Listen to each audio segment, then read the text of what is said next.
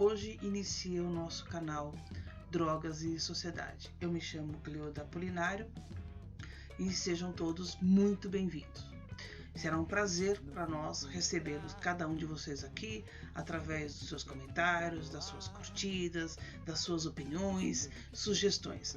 Este vai ser um canal aberto para, de fato, nós convidarmos pessoas aqui que tenham opiniões, sugestões e algo a dizer a você a respeito da política sobre drogas. Hoje nós somos com um convidado muito especial, que é o Lucas Roncati. O Lucas trabalhou conosco numa parceria da Federação das Comunidades Terapêuticas, a FEBRACT, em parceria na época com o governo do estado, no programa Recomeço, onde ele fez a coordenação da gestão da FEBRACT na relação às comunidades terapêuticas no estado de São Paulo.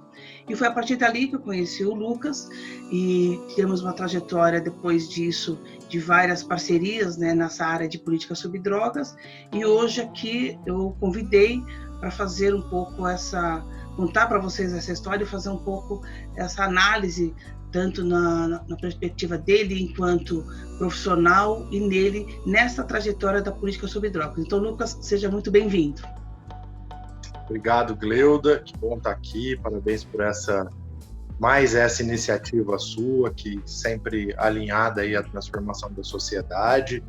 Acho que, como você mesma disse, a gente se conheceu num momento em que nós tivemos a oportunidade de falar exatamente sobre isso, como que o Estado, junto com o terceiro setor, como que nós, você como socióloga, eu como psicólogo, como que a gente poderia desenvolver ações que, de fato, ajudassem as pessoas a viverem melhor, ajudassem as instituições a dar mais dignidade para as pessoas. Então, dando uma complementada aí na sua apresentação, hoje eu estou como coordenador de operações da FEBRACT, mais voltado não para a política sobre drogas, que hoje está sob os cuidados da Kátia, lá na FEBRACT, mas estou voltado para os processos de filiação, de formação, de cursos EAD, apresentação das lives, e eu também faço a gestão de uma comunidade terapêutica em São José do Rio Preto, que é a comunidade Sol, além de ter uma prática clínica. Meu consultório também está instalado aqui em São José do Rio Preto. Você se formou em psicólogo, né, Lucas? Quando nós estávamos juntos, você estava na faculdade, aí isso é importante também, né? Exatamente. Tá. Conta um pouco pra gente como começou toda a sua trajetória nessa área da política de drogas, partindo da pessoa Lucas, né? Como que você começou com tudo isso? Conta um pouco da tua história pra gente, o pessoal entender quem é o Lucas. Legal, Cleuda. A gente sempre se desconecta tanto da história pessoal para falar na técnica, e é bom a gente também poder falar da nossa história, né? Então, eu sou nascido aqui em São José do Rio Preto, sou de 1985, eu nasci junto com o movimento democrático, né, junto com a República, e aqui em São José do Rio Preto sou filho minha mãe é professora, meu pai é músico de formação e sempre trabalhou com empresas assim, aqui, e foi aqui que eu me desenvolvi enquanto ser humano, aqui que eu estudei assim, as minhas formações iniciais na escola, e o desenrolar da minha adolescência assim, foi muito marcado por uma questão. Eu fui uma criança que me desenvolvi mais rápido, sou um sujeito alto, então eu parecia ser um pouco mais velho do que eu era, então eu sempre fui vivendo experiências precoces, assim, né? Eu tinha 12, 13 anos e a minha turma era do pessoal do terceiro colegial, que estava com 17, 18. Então esse desenrolar da minha adolescência foi me permitindo experimentar situações, na verdade. Eu penso que o contato com a maconha, o contato com drogas de potencial de dependência mais elevado, como o álcool, a cocaína, foram consequências da vida social que eu levava. E não era uma vida social ruim, a nossa família é uma família de classe média aqui no interior, então não foi por carência assim que a droga, carência financeira, né, que a droga apareceu na minha vida, mas sem dúvida ocupando um lugar social, assim, de relações, de relacionamentos, de estar na noite, de me destacar enquanto pessoa. Então eu fui caminhando assim a minha formação na escola até concluir o ensino médio, com um desenvolvimento cada vez mais significativo do consumo de drogas. Eu vou chamar de dependência nesse momento da história, embora eu já tivesse notado que eu tinha prejuízos assim, né, cognitivos, de atenção e etc.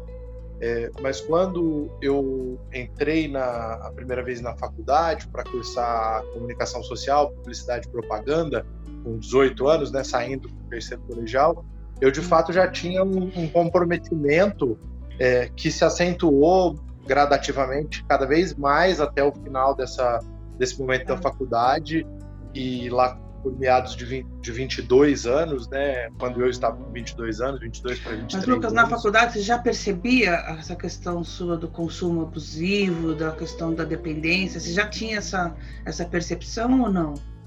Muito, Gleuda, tinha sim. Eu acho que essa transição dos 18 anos em diante é onde marca, porque processo de vestibular, que eu tinha muito potencial para passar, eu nem fui fazer as provas, me acidentava com frequência de moto, de carro.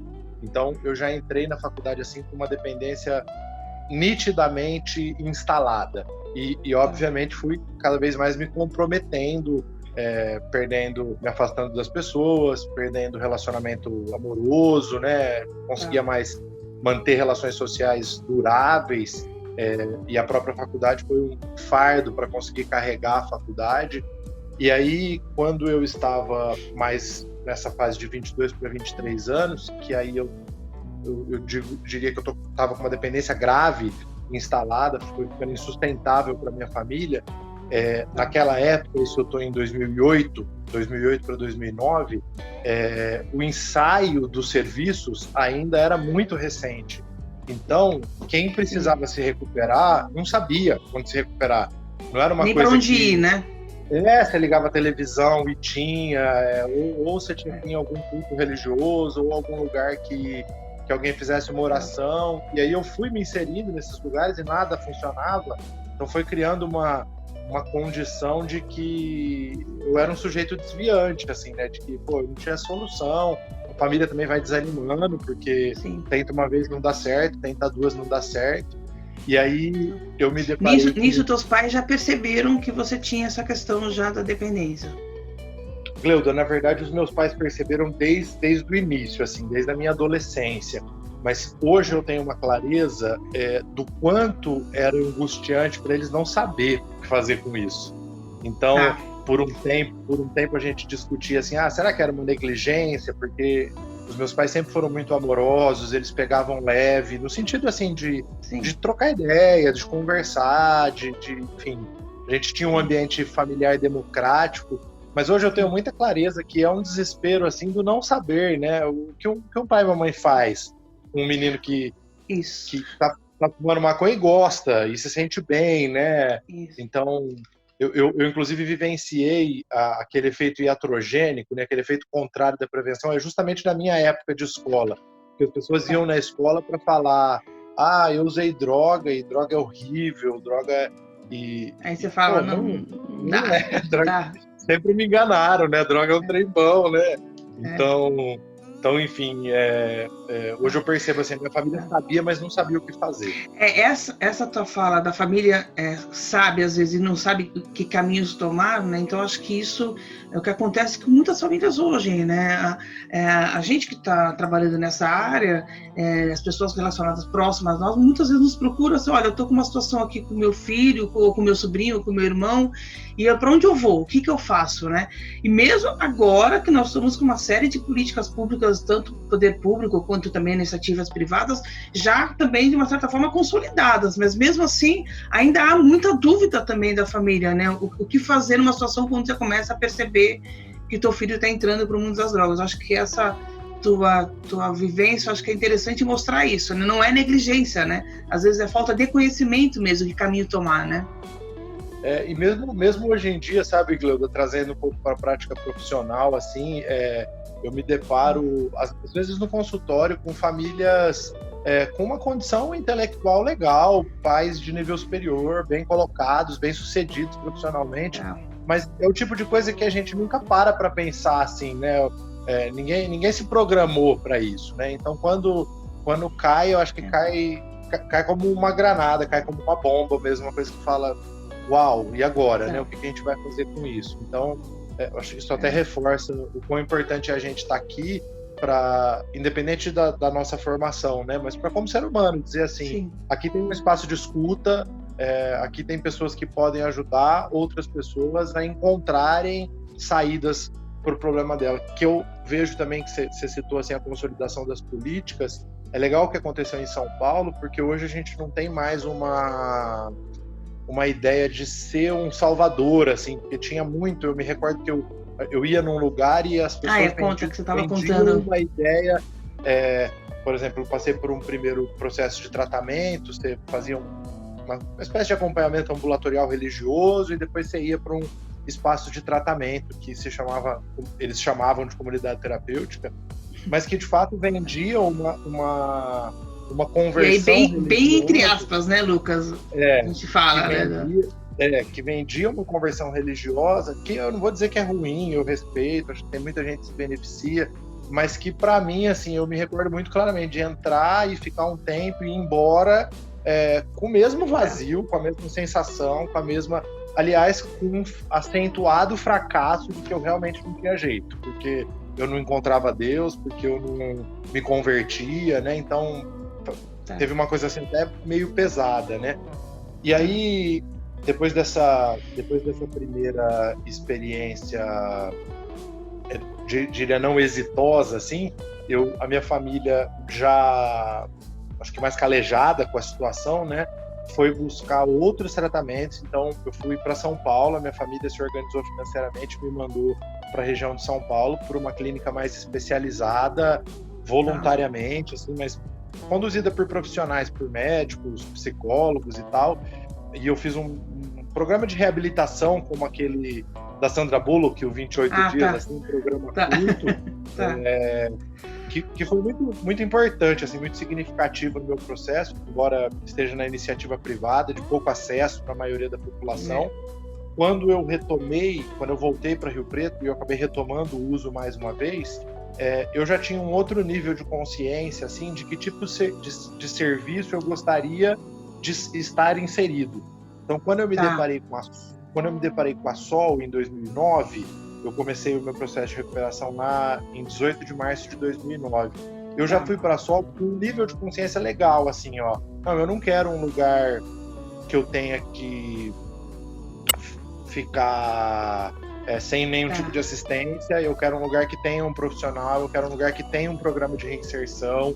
Então, eu passei por uma comunidade terapêutica, mas que não foi um lugar de isolamento ou de privação de direitos. Pelo contrário, que foi um lugar assim que me deu um super up para falar, você tem um potencial, você é um cara que, na época, os elogios que eu recebi, assim, que fala bem, que vem de uma família boa, que tem uma condição de estudo legal, você tem condição de ir para frente, né? Então, isso é muito legal. Se eu dissesse brevemente, assim, a coisa mais significativa que a comunidade terapêutica fez foi me devolver essa expectativa de que a minha vida podia dar certo, que a minha vida não ia ser um fracasso e que a droga, de fato, não era a minha vida por si só, ela ocupava um momento da minha história, né? E aí, de lá para cá, assim, eu depois de ter encontrado esse processo, eu tô abstinente desde então, né? Desde 2009, tô um pouco mais que 11 anos, em março eu vou para 12 anos de abstinência, mas muito além de não ter voltado a usar drogas, assim, porque hoje, de maneira muito tranquila, assim, eu não bebo, eu não fumo maconha, eu não uso outras drogas, porque de fato a minha vida está num momento social em que eu me sinto confortável e me sinto bem sem fazer essas coisas. Então não tem um tipo de efeito não é uma pregação assim, moral, né? Mas é uma condição de qualidade de vida que você adquiriu, né? Eu entrei numa área de trabalho e faz 11 anos que eu tô nessa área, eu entrei num relacionamento e faz 10 anos que eu tô nesse relacionamento, eu fui pai por 2 vezes, eu falei, eu quero estudar essa área da psicologia, mesmo já tendo estudado em outra área, eu fui e fiz a psicologia. Então, o êxito, assim, hoje, esse momento de voltar para a Febract, esse momento de estar de novo nessa frente de trabalho tão significativa. A Febract é uma instituição expressiva, né, no nosso séria, né, nessa área, né? É muito um revelador de quanto um serviço devidamente estruturado pode ajudar o indivíduo a desenvolver um potencial que ele tem. Eu acho que aquela ideia que a gente pensa assim de um ser social, né, que a gente pensa bastante isso na sociologia, no serviço social, é o grande papel de todo serviço de atenção para álcool e droga. É conseguir ter essa sensibilidade do que esse indivíduo tem para se desenvolver. Então, acho que esse é o recorte, assim... Bem legal. Aqui. Bem legal. Ô Lucas, você falou duas coisas que seria interessante a gente reforçar um pouco, né? Primeiro, essa questão que você falou, eu retomei a usar lá atrás, quando você saiu, né, daquele trabalho também de recuperação numa clínica particular, você teve uma recaída, né? E aí, a partir daí que você foi atrás também, e através dessa comunidade terapêutica SOL, que é hoje uma referência de modelo de comunidades terapêuticas, né? A gente sabe, né, que existe hoje as verdadeiras comunidades terapêuticas que seguem, como vocês dizem, né, um método e um padrão de atendimento, né? Mas eu acho que era importante a gente falar um pouco isso. Duas coisas você falou. Uma é essa questão da recaída, né? A recaída, ela faz parte do processo da recuperação também, né? Como você diz, eu retomei um processo de consciência do que eu de fato eu queria, que foi após a sua recaída, né?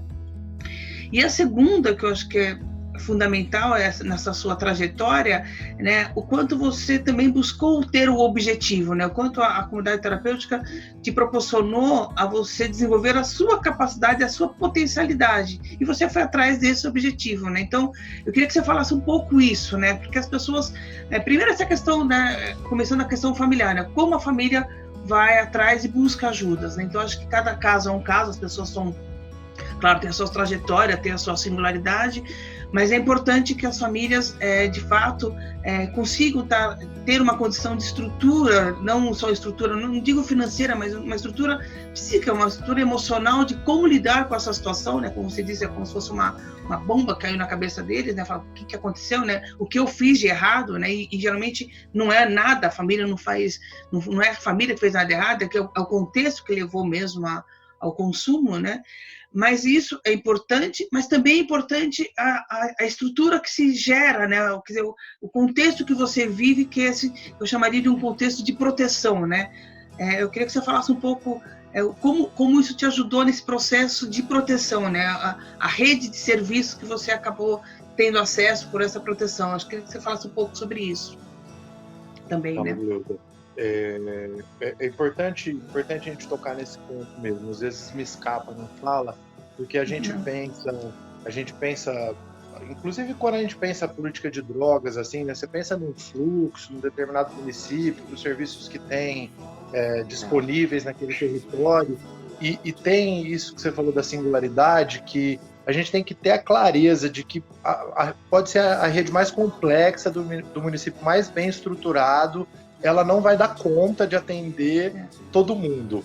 Então, é legal dizer assim, Rio Preto a gente tem um fluxo que o usuário vai para o CAPS-AD, que ele pode ir para uma retaguarda hospitalar, que depois ele vai para uma comunidade terapêutica, mas é legal dizer para algumas pessoas que chegam na porta do CAPS-AD e falam, não quero nem entrar aqui, que elas podem procurar a gente no consultório, que elas podem escrever para você na sua página, que a gente pode pensar num profissional.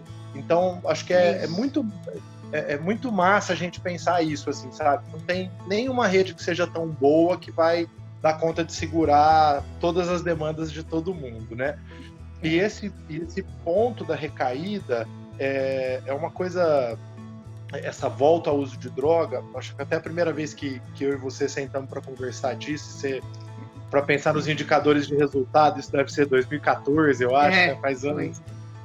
Você falou, não importa, se as pessoas vão parar de usar droga é só um ponto, vamos pensar em quanto elas vão estudar, vamos pensar em quanto elas podem se desenvolver profissionalmente no período que elas estão na comunidade, que atendimentos que elas vão receber, bem isso.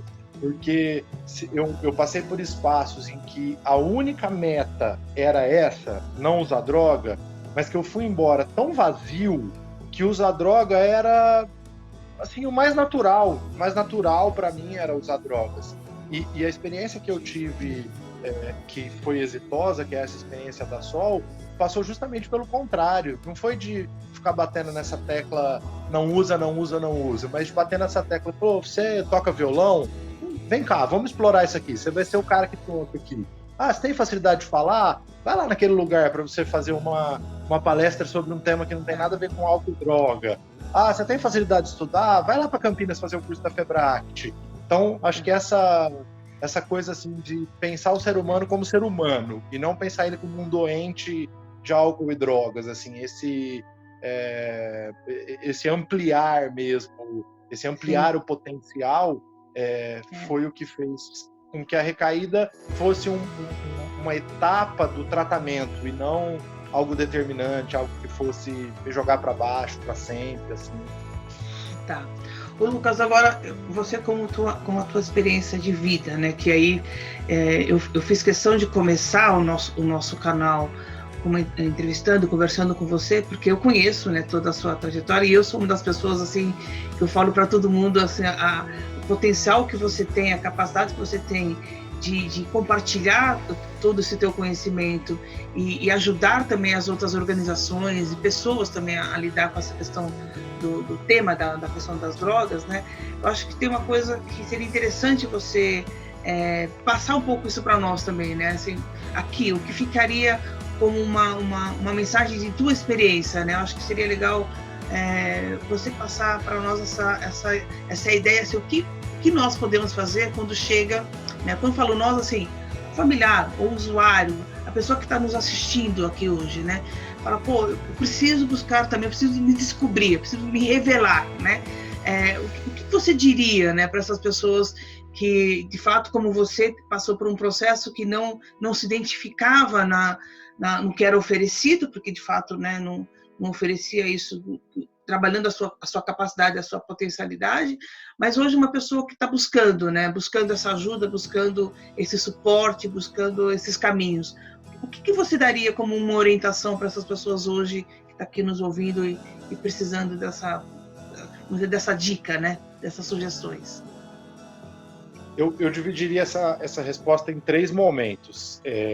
Eu acho que quando a gente encontra uma situação de uso dentro de casa, dentro da família, dentro do ambiente de trabalho, com alguém próximo, seja do álcool, da maconha ou de qualquer outra droga, nós precisamos ter clareza que só tem uma coisa que pode ser feito, acolhimento. Não é humilhar, não é bater, não é pôr para fora, não é mandar trancar, não é chamar a polícia, é escuta. É compreender os porquês que aquilo acontece naquele momento da história do indivíduo. Então, eu marcaria esse primeiro momento. Um segundo momento que eu tenho um problema instalado na minha família. Tem alguém que está usando droga compulsivamente, a gente sabe que isso é uma dependência, essa pessoa precisa de um tratamento. Procure referências daquilo que vocês vão oferecer. Então, o modelo hospitalar que é oferecido nos serviços aí da rede do município de São Paulo, tem bons hospitais, ele é bom. O modelo das comunidades terapêuticas que o Estado e o governo federal oferecem, ele é bom. O modelo clínico ambulatorial, ele é bom. Mas em todos esses modelos tem os bons e os maus serviços. Então, antes de desesperadamente encontrar a primeira oferta no Google e tomar uma decisão de fazer um tratamento, procure referências sobre o serviço que você vai encaminhar ao seu familiar. Seja aqui na Sol, seja no Instituto Padre Haroldo, no serviço que a Gleuda vai indicar na página dela. Procure referências sobre esse serviço. E aí, por fim, que é o terceiro e acho que o mais nevrálgico, o mais importante momento dessa fala, compreendam a dependência como um transtorno biopsicossocial e não um transtorno moral. Alguns indivíduos não conseguem parar de usar drogas. Por mais que desejam, né? Conseguem mudar. e isso não faz com que eles sejam sem vergonha, com que eles sejam... a analogia do câncer é um bom exemplo. Tem um monte de gente que se recupera e tem gente que não se recupera. Tem gente que se recupera e volta a fumar cigarro, talvez o potencial causador desse câncer. Mas essa pessoa não é sem vergonha, né? Ela teve uma doença. Então, compreender a dependência como um transtorno, como ter a clareza de que não é uma questão de ser um sujeito desviante ou mau caráter, qualquer coisa desse tipo.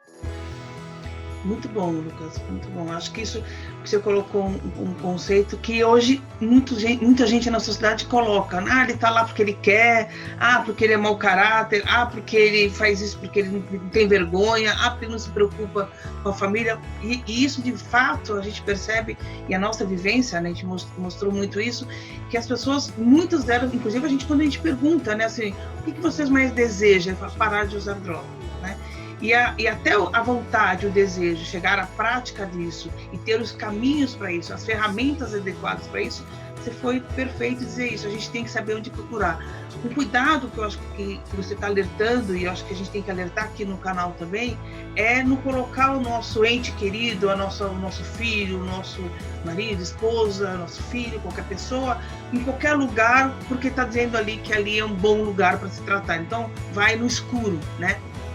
E isso no desespero às vezes acontece muito. A família está tão desesperada, achando que está ajudando o teu parente e na verdade está só cavando e criando um espaço, vamos dizer, de uma distância maior da recuperação do que de fato a própria recuperação, né? Acho que isso é um alerta que a gente faz para todo mundo, né? A gente tem que tomar muito cuidado mesmo.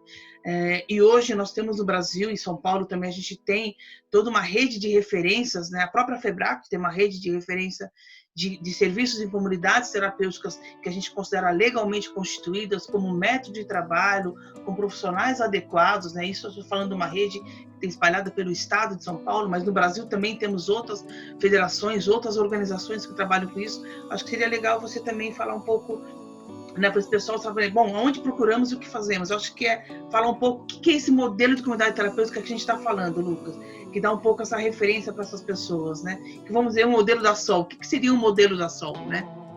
Legal, Gleuda. É até um ponto, assim, que a gente também vem há tantos anos discutindo, tantos anos conversando, e eu penso que a gente tem que partir dessa clareza da pluralidade.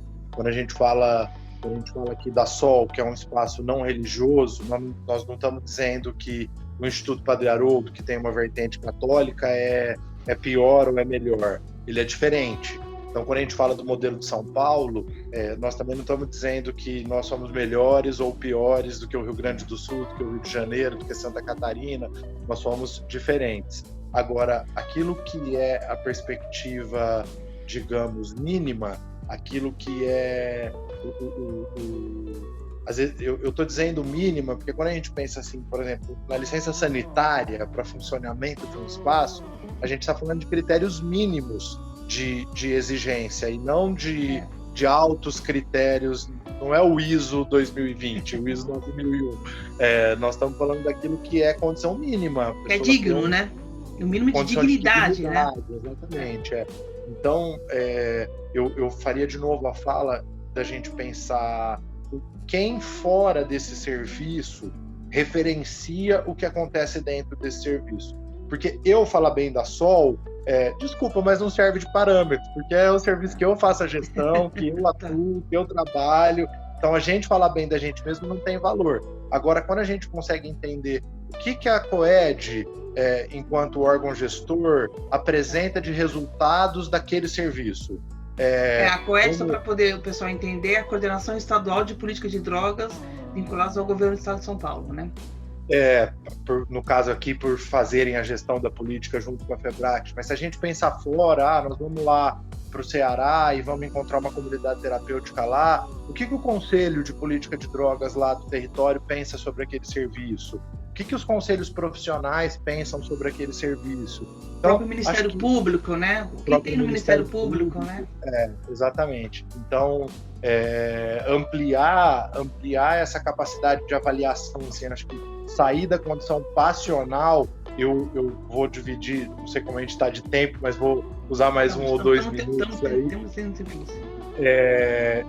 Eu atendi uma família por uma orientação numa instituição, e a mãe chegou dizendo, eu vim aqui porque o meu filho vai ficar internado, o menino junto com ela, o meu filho vai ficar internado, que essa vida que ele tá levando não tem jeito, e tal.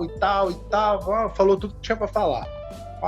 Fulana, vamos entender um pouquinho melhor, eu queria conversar com ele. Não, como com ele? Sou eu que sei o que está acontecendo com ele. Não, mas tudo bem, mas eu quero conversar com ele. Aí conversei com a pessoa. Um menino que está lá entre seus 15 e 16 anos, que teve 1 ou 2 episódios de consumo de maconha, mas que namora, que estuda, que vai bem na escola, que faz inglês, que faz tênis, com parênteses na pandemia aí, né, por conta disso tudo.